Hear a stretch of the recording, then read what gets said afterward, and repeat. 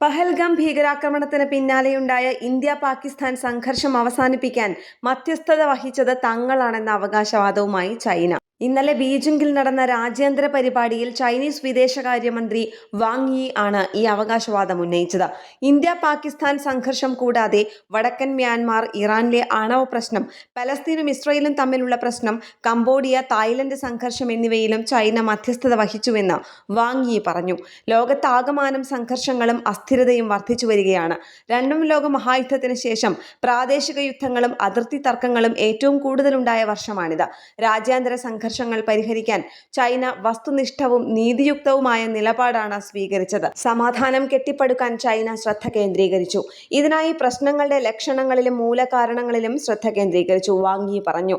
India-Pak സംഘർഷം അവസാനിപ്പിക്കാൻ താൻ മുൻകൈയെടുത്തുവെന്ന് അമേരിക്കൻ പ്രസിഡന്റ് ഡൊണാൾഡ് ട്രംപ് നേരത്തെ അവകാശവാദം ഉന്നയിച്ചിരുന്നു. എന്നാൽ ഇതിനെ ഇന്ത്യ തള്ളിയിരുന്നു. ഇന്ത്യ-പാക് സംഘർഷത്തിൽ മൂന്നാം കക്ഷി ഇടപെടൽ ഉണ്ടായിട്ടില്ലെന്ന് ഇന്ത്യ ആവർത്തിച്ചിരുന്നു. ഇതിനിടെയാണ് ഇപ്പോൾ അവകാശവാദവുമായി ചൈന രംഗത്തെത്തിയിരിക്കുന്നത്. ഇന്റർനാഷണൽ ഡെസ്ക്, കേരള പ്രണാമം.